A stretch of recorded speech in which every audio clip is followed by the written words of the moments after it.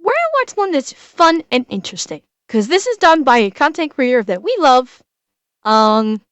He doesn't have a GoFundMe. Okay, so that's probably why the cops haven't gone after him. Yeah, I know. The last one really pissed us off. So we're gonna watch something interesting and fun, I think. Because it's by one of our favorite people, Casual Geographic. So this is about why these fish belong in a horror movie more than sharks do. So I'm guessing we're going to be looking at fish similar to, like, the anglerfish, which for you Roanoke Gaming fans is Roanoke's kryptonite because he thinks the anglerfish are demons from hell. So, this be fun. Casuals always puts out some great stuff. So let's check it out.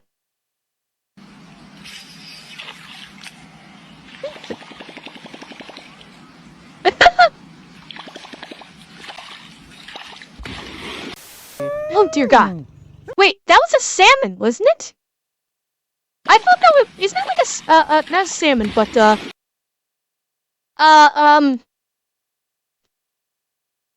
catfish. Yeah, it was a giant catfish. That's right. Oh, that's horrifying. You know, the greatest trick Hollywood ever pulled was convincing the world that sharks are the only things to fear in the water. There be monsters. In the last video, we talked about how sharks might just be the most misunderstood creatures in nature, with a PR team that works about as hard as a whiteout's brain after 6 rounds of CTE. Wait. Was that you guys, or was that the video? That anime, wow. Was that you guys or the video? Okay. I was like, what the hell? They've been done so dirty, they've actually overshadowed the other ichthyological insanity spawned from Satan's septic tank. These are 7 fish that should honestly terrify you more than any shark. This isn't really to substitute one fear for another, but I do think these fish could make a much more traumatizing, nightmare-inducing horror flick than Jaws. And it starts right here. Those eyes belong to a pair of Arapaimas, also known as a pirarucu. You've definitely seen them before. Does this video ring a bell? It definitely rang his. It's one of the biggest freshwater middle fingers nature forgot to. Dad was a victim of prairie privilege. He's a mover. Many times his company was called by police to assist with an eviction. One time a victim person was a prostitute and she assaulted my dad by striking him in the head. She showed up to the court wearing an innocent oh, fuck's sake. Yeah. Vault, usually growing to over 6 feet long and 200-something pounds. It's bad enough those are NBA point guard measurements, but the beefiest ones can get to 10 feet in length and weigh over 400 pounds. This Jurassic roid guppy usually eats other fish to go with fruits and seeds, but also birds and allegedly even monkeys sitting on branches too close to water. And if you don't believe that, it's because you haven't seen them hunt. They're explosively quick, and the aquatic black hole has been known to confuse feet for fish and violently pull people underwater. One zookeeper reportedly made the mistake of trying to retrieve a glove that had fallen into an Arapaima pool, and in a split second got his hand, wrist, and several fingers broken. There's also the fact that refrigerator-sized fish will yeet themselves out of water in self-defense. And let's talk about that defense. The plus-size that young lady is in a bad shape. Yeet themselves out of water. Let's see how fast it is. I'm gonna try super slow-mo this to see how fast this is. Self-defense. They also ran with the force of wrecking ball. Oh, I can imagine that. Look at how fast that is. Like, her hand is fucking toast. Wait, that was literally less than the blink of an eye. Well, I mean, Aaron, as we often say, people are stupid. And let's talk about that defense. The plus-size bite jay is covered in heavily armored scales, not only tough enough to tank piranha attacks, locals historically use them as nail files. They've also used their tongues as scrapers, since these fish have teeth growing out of a bony tongue that can be used to effectively crush struggling prey against the roof of their mouths. You know nature got in its bag when it made a fish that can breathe air, and the Antichrist of the Amazon has a modified swim bladder that was repurposed as lungs, meaning this flex of a fish can survive 24 hours out of water. On one hand, that means they have to come up How? for air every 20 minutes or suffer the eternal shame of being a fish that finds a way to drown. But it also works out for them because in low oxygen water where most fish become slow and sluggish, the air merchant menace can pretty much go on a killing streak. Now the question is, could an Arapaima pack up a person? While there's no indication they see us as a snack, there are old stories of high-strung assault guppies effectively drowning people, likely by knocking them unconscious and leaving them incapacitated underwater. Not him, he's fine. You can unclench guidelines, he's good. But one man that almost wasn't was Jeremy Wade. He probably needs no introduction, but long story short, he's a zoologist who hosted the show River Monsters, which ended, but only because he caught every fish nature had to offer. But he almost caught an early life retirement after a pissed off Paima struck him square in the chest and nearly caused irreversible damage to his heart. Not only did this fish nearly have us singing, the suspect wasn't more than 90 pounds. Remember, the overachievers can press the scales at 400 or 180 kilograms worth of kill a man. So yeah, the Arapaima is a shack-sized, air-breathing, armor-plated predatory vacuum, and strangely enough, it's not the fish I'm most scared of in the Amazon. But we'll get to that. The piranha actually isn't. If you remember from an earlier video, piranhas might be just as misunderstood as sharks. They're mostly just scavenging opportunists that our childhoods convinced us were way more of an issue. You cannot say that. Well, you can blame cartoons for that. Like, cartoons are child cartoons, especially the ones like Dudley Do-Right, you know, that kind of ilk where you have the frequent damsel in distress thing. Those old cartoons were always using piranhas as the bad fish that's going to eat the helpless damsel as she slowly gets lowered towards tank of said piranhas. That's why piranhas have such a bad rap. And yeah, I'm Tanashi. I have a bad feeling that you may be right. And if it's not this one, it's gonna be on the list, where it will basically follow your stream up into your urethra and, like, I think it either lays eggs or it extends spines to, like, keep it there. Something like that. The same for their cousins found in the Congo basin of Central Africa. The Goliath tigerfish can grow to nearly 5 feet long, over 100 pounds, and they're what people were told piranhas are times 10. They're in the same order, but where piranhas are primarily a swimming cleanup crew, tigerfish actively hunt for their bodies. And you'll find out, nature built this prehistoric problem to do exactly that. They have sharp dagger-like teeth that many swear are comparable to that of a great white. Although I personally see them as more conical, like a crocodile, which is a coincidence since the salt. Cheer 100. Have you heard of the giant water snake of Honduras, El Diablo? That's not. No, I have not heard of El Diablo. Although, considering it's in Honduras, the name fits, honestly.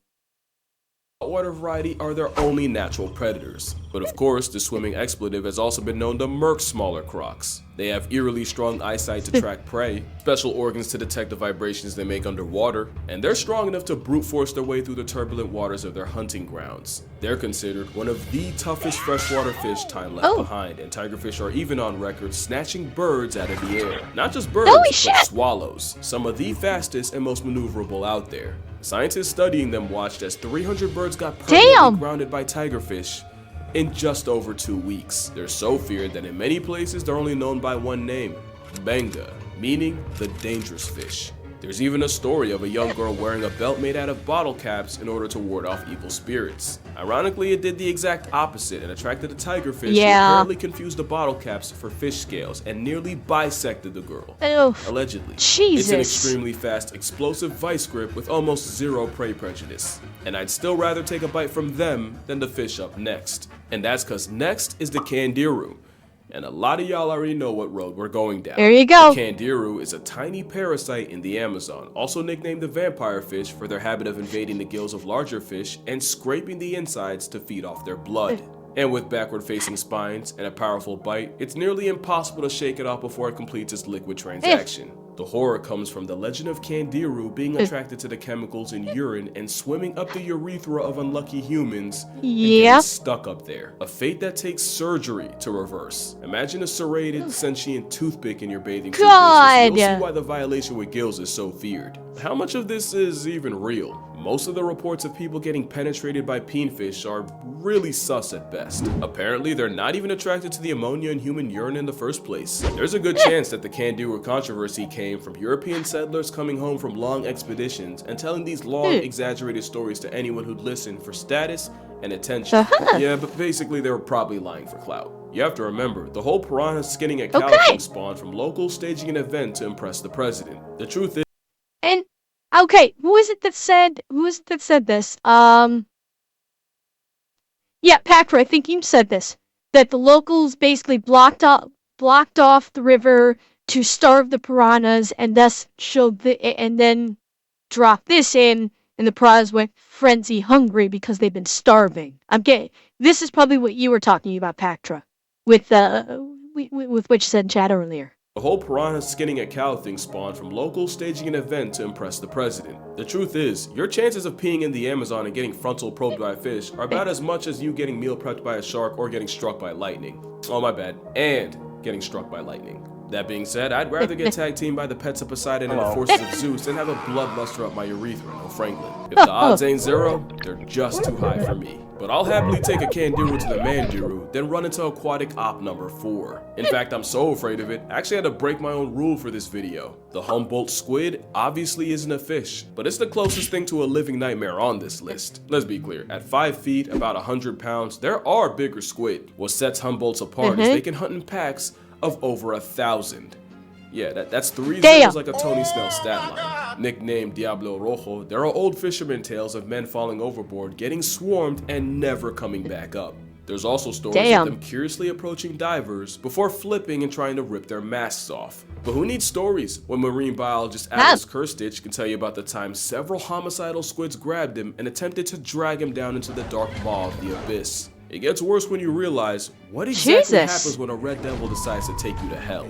Humboldts aren't just highly intelligent, they're covered in tiny red chromatophores that they can use to rapidly change color in order to communicate with each other. It's like more.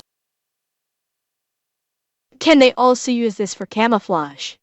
Because most aquatic life that have chromatophores like this use it for camouflage, and squid, especially, are known for doing this. But there was one, I forget which one is. It's actually it's a small one. It's a very small squid, but I've seen images where it's moving along the seafloor, and when it stops, it uses the chromatophores to literally blend into the seafloor, and you can maybe it's I know cuttlefish do too. I do know that cuttlefish do, but what I saw I think was actually a squid, not a cuttlefish. Cuttlefish are the best. Oh, and you know what? You're right, Sadistic. I am thinking of an octopi. You're right. I'm thinking of an octopi, not a squid. That's right. Yep. Yep, that's it. Yeah, I'm thinking of the mimic octopus. That's what I'm thinking of, not the squid. My mistake. Code but for crimp and calamari. We don't know exactly what it means, but there's a good chance if a Humboldt confronts you and starts violently flashing red, it could be telling a bunch of others you can't see that you're free eats. So likely the last thing you'll see is pulsing red before you get eaten alive. It doesn't help that satanic cephalopods are known for speed eating and are notorious for stripping fish to the bones faster than fishermen can reel them. Add a beak that can easily slice flesh and a bite force that can reportedly crack bone. And I think you see why I'm not exaggerating when I say I'll deal with every other fish on this list than a pack of predatory color coordinating squid. I don't care what logic says. There's no doubt in my mind this squid would eat a human if they thought they could. Why? Humboldt squid only live about a year. That rapid growth in a short time means they'll rarely pass up an easy meal, even if it's their own kind. Humboldts are highly cannibalistic, and they will not hesitate to turn on a weak or injured member of their own hunting party. There was a study done off the coast of Chile that found that out of over 2,000 squid, more than half held the remains of their own kind in their stomachs. It sounds to me that anything they see as weaker than them is something they can feed off, and the only saving grace for us is they usually only press things smaller than they are. But you don't even have to be seen as food for affiliated squids to be a problem. Like a true xenophobic, they react to most things they don't understand with aggression, and they've even attacked cameras and equipment and left them out of order. But to me, the most disturbing aspect of getting assaulted by squids is, even if you escape, if you panic and surface too fast, you can get the bends and past tense anyway. That type of psychological horror is what puts the Humboldt here. Like, okay. This is scary. Watch the squid when it comes. Squid's equipment and left them out of order. Watch this. This would terrify me. The squid is swimming away, and then all of a sudden, it literally, on a dime, changes direction and comes at you with all tentacles splayed. But to me, the most disturbing aspect of getting assaulted by squids is, even that if you would terrify escape, me. if you panic and surface To too suddenly fast, see a squid going backwards, and then out of nowhere suddenly shoot forward and splay all those tentacles wide at me. That would terrify the shit out of me. And chat, no hentai jokes. That is legitimately terrifying to see that. Here, and wouldn't you know, emotional damage is another symptom of finding out about the next fish. Because now we got the stonefish. Not one of, but the most venomous fish known to man. It's armed with verrucotoxin and symptoms of getting stung. This one I've heard about. Crippling pain, shock, tissue death, and even paralysis. And speaking of pain, you can be in agony for over 12 hours, and it's enough of an eternal jihad to cause hallucinations. Anecdotally, there have been tourists who've stepped on a stonefish only to beg their doctors to chop off the whole foot. Then there's the added threat of, if you don't get out of the water quick enough, it won't even be the venom. You can get paralyzed and catch a stage fatality to drowning. Even if you survive, you can still suffer permanent nerve damage and severe muscle atrophy. Yeah, that's the scary part. It's not that they bite you. It's if you accidentally step on it. Because every single one of these are hypodermic needles. So if you just accidentally step on it, you're fucked. So if I was ever in a location where there might be a stonefish in the water, I would never go in the water. Oh yeah, Raga. Oh hell yeah, smart decision.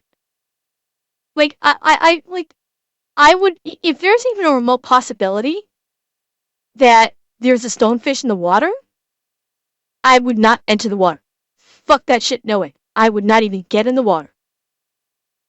Incognito, that's where their habitat is Australia. Do they exist outside of Australia anywhere?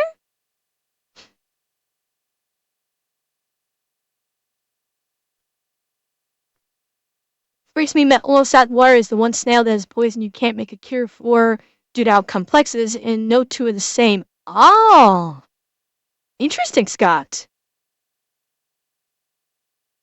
Atanashi. Well, okay, they're in Florida? Suck. Well, New Zealand's close to Australia, so that makes sense.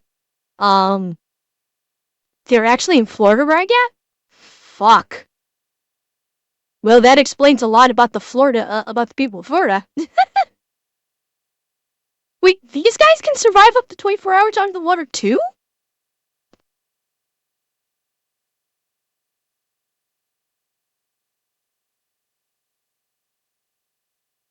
Damn it, I can feel another sneeze coming up.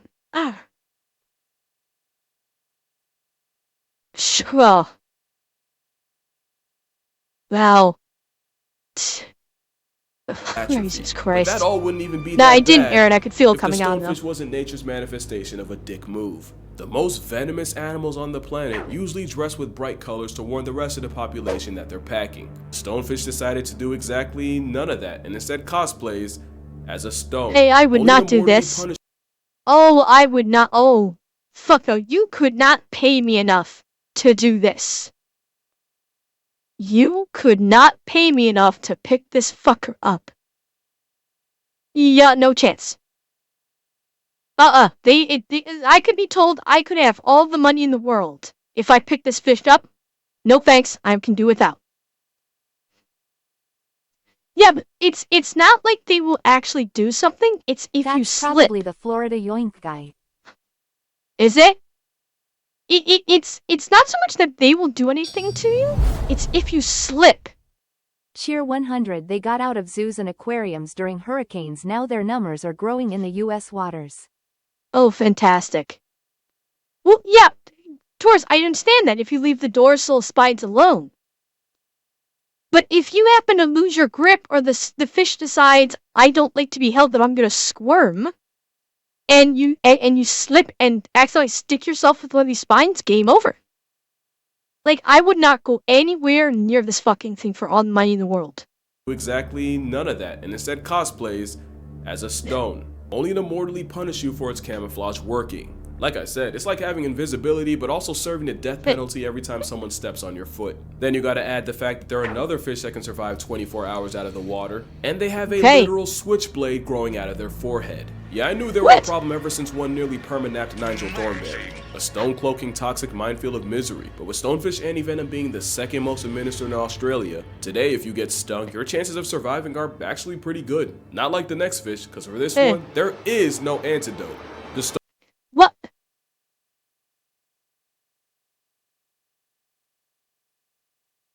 This looks like a face. Is this its face? I see 2 eyes and a mouth here. Is this the literal face of it? Yeah, it's fucking Voldemort. Well, now we know what Voldemort looked like as a fish. Another good reason to stay the fuck away. Antidote. The stonefish might be the most venomous fish, but the pufferfish is arguably the most poisonous thing alive. Quick rule of thumb on the difference. Yeah. If it bites you and you die, it's venomous. If you bite it and you become a wuzz, it's poisonous. And few things are more poisonous than puffer tetrodotoxin, which is 1,200 times more of a death sentence than cyanide. Tetrodotoxin interferes with signals between nerves because they bury themselves.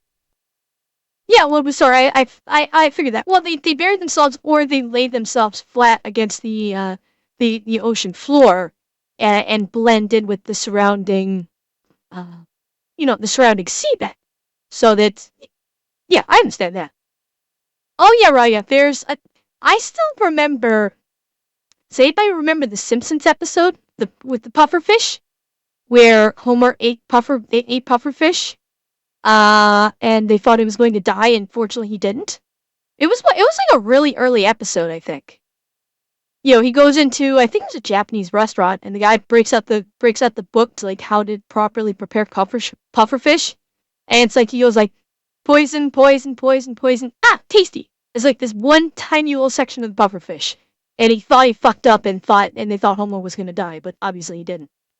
And muscles, causing muscle paralysis and a total shutdown. And of course, the fugu blowfish is considered a delicacy, but if the chef misses a single cut even by a little, you're instantly on the clock. You won't know that happened until your face goes numb and your lips and tongue get this weird prickling feeling. God. Then, you'd suddenly get a splitting headache and dizziness to go at vomiting and diarrhea as your body desperately tries to purge the poison. But it's already too late and you'd start getting paralyzed, starting with the hands and feet, but slowly spreading out. And by this point, you likely can't even call for help. Finally, it'd get harder and harder to breathe until you notice the room slowly fade to black, leading to either a coma, seizure, or just... Let's hope fugu blowfish never gets prepared by a day chef. Cheer 100. Yeah.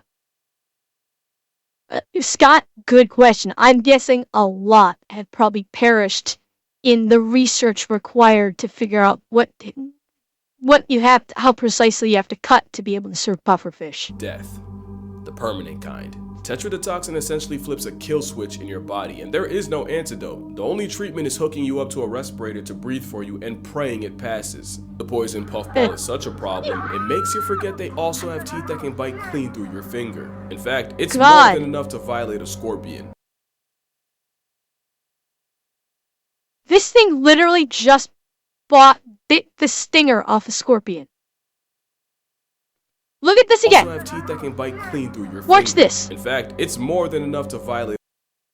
It literally just casually bit the stinger off it, and that was casual. He just kind of swam up and went, well, thank you. Just ripped it right the fuck off. Holy shit. A scorpion, and I don't even know how to describe what they do to crabs. Turning crustacean into crustacean with a smile, no less. It's criminal.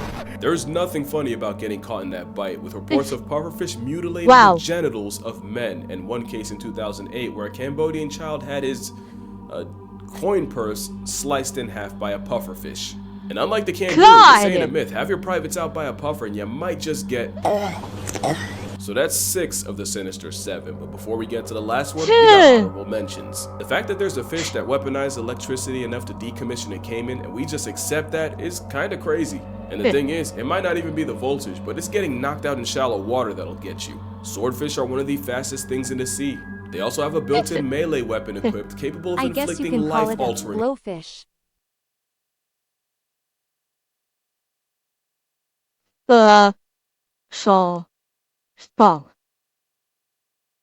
Hilarious. harm. In 2015, a Hawaiian man was fatally struck in the chest while trying to catch one. Another man in Malaysia bled to death after a swordfish yeeted itself out of the water and also RNG'd him in the chest. Swordfish are also on record shanking sharks and even bleeding out sea turtles. The sheep's head Jesus! fish. Really only because of that mouth. Trypophobics be damned. Oh God. The Titan triggerfish is a highly aggressive honey badger with gills, capable of dishing out severe injuries with the same teeth they use for crunching coral, sea urchins, and even a crown of thorns starfish. The trigger might as well be named after their temper, and this 1.5-foot vibe check is a big reason why beginner divers never go back in the water. Speaking of big, the Goliath grouper. At 8 feet up to 800 pounds, the fish the size of a small car, the Goliath grouper. At 8 feet up to 800. That's a toilet. This is a toilet. Holy fuck, that's big. Pounds, the fish the size of a small car feels more like a leftover Jurassic prop. Lucky for us, most divers describe it as a gentle giant with the temperament of a Saint Bernard. Although a Saint Bernard didn't allegedly swallow an entire kid in the Florida Keys. Allegedly. Wow. But since we're on the subject, the last fish on this list are catfish. And yeah, it's kinda cheating. There's over 3,000 species of catfish, even including the genital jihad, the candiru. Catfish are like the trash compactors of the fish family, which isn't a problem until you see just how big they can really get. And once a catfish gets big enough, there aren't a lot of things alive they won't try to eat. We've seen armadillos, turtles, and even unaware seagulls get gored by a catfish. There's a species in France that figured out how to stalk and hunt bathing city pigeons. Another learned to wait by cave entrances to suck up any exhausted bats that fall in. There was even a catfish nicknamed Kuno the Killer who terrorized a German lake and somehow caught and ate someone's dog. Basically, they're all the shit I've talked about pelicans being, just in fish form. The question is, if a catfish has ever eaten a live human, and it isn't even if they would, but if they could. The Wells catfish can grow to 10 feet long and cap out at 300 pounds. The Mekong catfish can also get to 10 feet, and the heaviest one ever recorded was pushing 650 pounds. If there's a catfish that can stomach a human, it should be one of these, but there's a slightly smaller catfish that was believed to be a I'm trying to remember, I could have sworn, I remember hearing stories. Oh wait, Taisao's gotta go? Okay, Taisao, have a good night. Yeah, I know catfish tastes good. I'm trying to remember, there was a story I remember hearing about a catfish. I want to say it was in Louisiana. I think. It was like maybe in the bayou of Louisiana. And this thing was like a local legend. It was considered like a little swamp monster. Like a little swamp monster.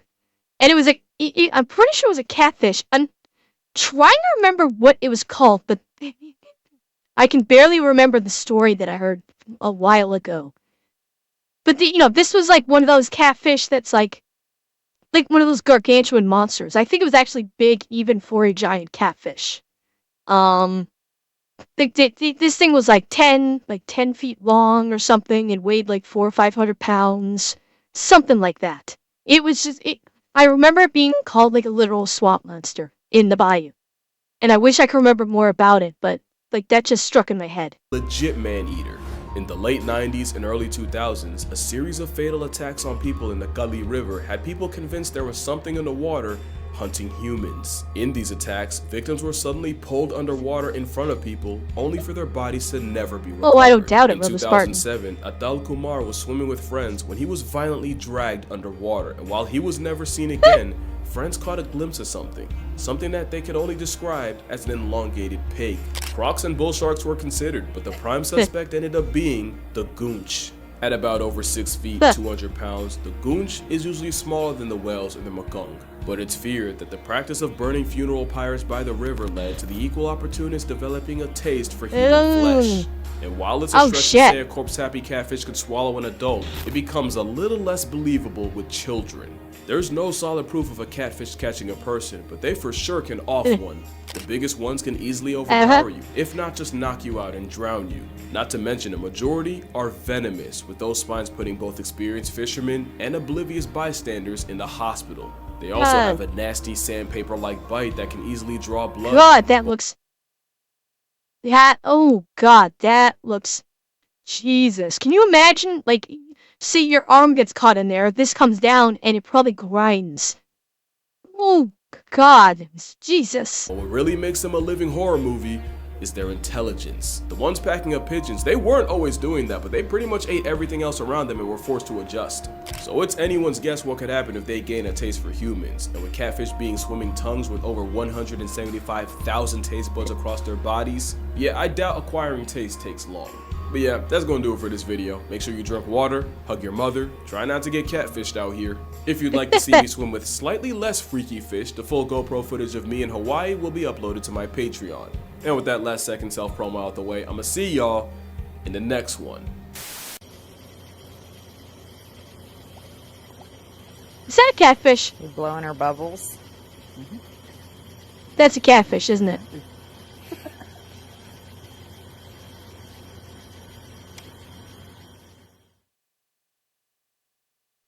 Oh my God.